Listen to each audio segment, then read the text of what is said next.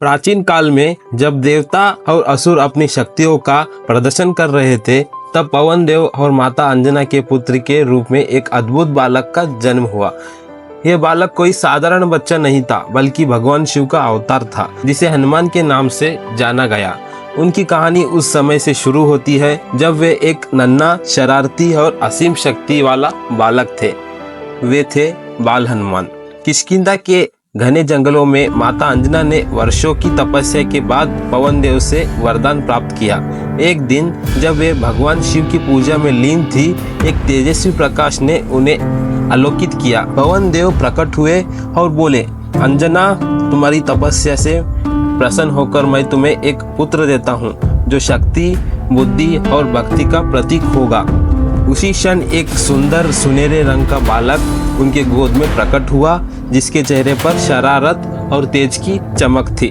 बाल हनुमान का जन्म न केवल उनके माता पिता के लिए, बल्कि समस्त वानर जाति के लिए एक उत्सव था। उनके पिता पवन देव ने आशीर्वाद दिया कि वे हवा की तरह तेज और अजय होंगे। माता अंजना ने अपने पुत्र को देखकर गर्व और प्रेम से भर उठी, लेकिन जल्द ही उन्हें पता चला कि ये नन्हा बालक साधारण नहीं, उसकी शरारतें और शक्तियां दोनों ही अनोखी थी। बाल हनुमान बचपन से ही अत्यंत चंचल थे।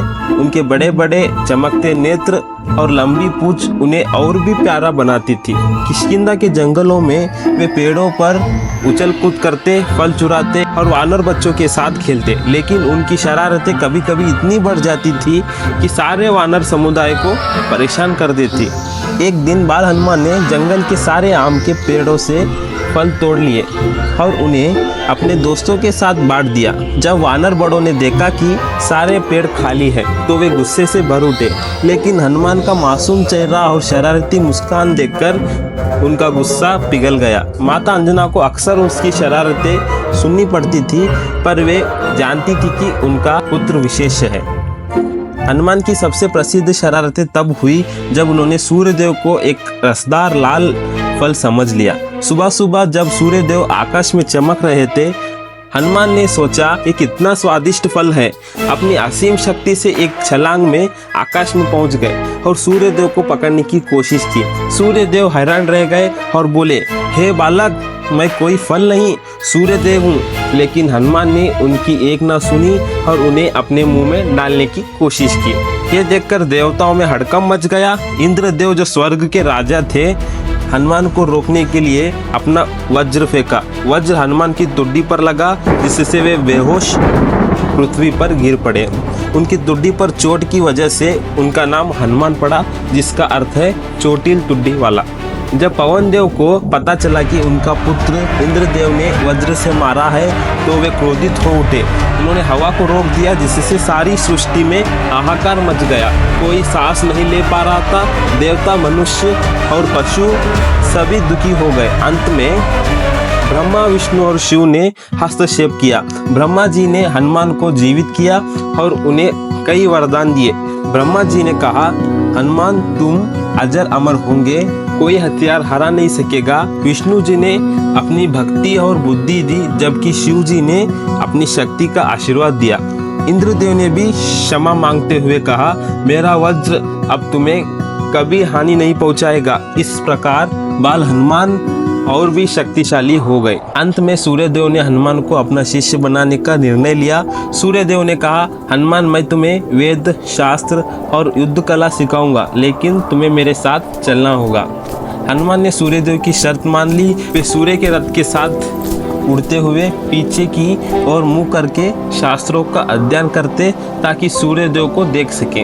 उनकी बुद्धि इतनी तीव्र थी कि उन्होंने कुछ ही समय में सारी विद्याएं सीख ली। सूर्यदेव ने प्रसन्न होकर कहा, हनुमान, तुम मेरे सबसे प्रिय शिष्य हो। तुम्हारी बुद्धि और शक्ति का कोई मुकाबला नहीं। हनुमान की शक्तियाँ और बुद्धि तो बढ़ रही थी, लेकिन उनकी भक्ति का असली रंग तब दिखा जब उन्होंने भगवान राम के बारे में सुना। एक दिन वे जंगल में एक ऋषि के आश्रम में गए, जहाँ ऋषि राम की कथा सुना रहे थे। राम की वीरता, करुणा, धर्मनिष्ठा की कहानियाँ सुनकर हनुमान का मन उनके प्रति भक्ति से भर गया। उन्होंने मन ही मन प्रण लिया कि वे अपने जीवन को राम की सेवा में समर्पित करेंगे।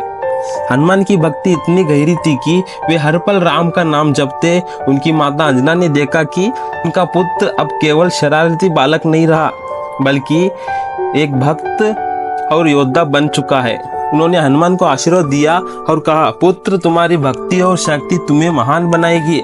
जाओ और संसार को दिखाओ कि तुम क्या कर सकते हो। हनुमान की शक्ति का पहला बड़ा प्रदर्शन तब हुआ जब किष्किंधा पर एक राक्षस ने हमला किया। यह राक्षस इतना विशाल था कि सारे वानर डर गए। बाल हनुमान ने बिना डरे उसका सामना किया। उन्होंने अपनी पूंछ से राक्षस को जकड़ लिया और उससे इतनी जोर से घुमाया कि वे चक्कर खाकर गिर पड़ा। फिर एक ही प्रहार में हनुमान ने राक्षस को परास्त किया। वानर समुदाय ने हनुमान की इस वीरता की खूब प्रशंसा की। उनकी ख्याति जंगल से निकलकर दूर दूर फैल गई। लेकिन हनुमान ने कभी घमंड नहीं किया। वे हमेशा विनम्र रहे, अपनी हर जीत को राम के नाम समर्पित करते। बाल हनुमान की कहानी केवल शक्ति और शरारत की नहीं, बल्कि भक्ति, बुद्धि और विनम्रता की भी है। उनका बचपन हमें सिखाता है कि सच्ची शक्ति वे है जो दूसरों की भलाई के लिए उपयोग की जाए। हनुमान का जीवन, विशेष रूप से उनका बाल रूप, हमें यह भी दिखाता है कि चाहे कितनी भी शरारतें हो, सही मार्गदर्शन और भक्ति से हर व्यक्ति को महान बन सकता है। जैसे जैसे हनुमान बड़े हुए, उनकी भक्ति और वीरता ने उन्हें रामायण के एक अमर पात्र बना दिया। लेकिन उनके बचपन की ये कहानियाँ, जब वे सूरज को फल समझते थे और जंगल में उछल कूद करते थे, हमेशा हमें मुस्कुराने और प्रेरित होने का कारण देती है। बाल हनुमान की जय हो।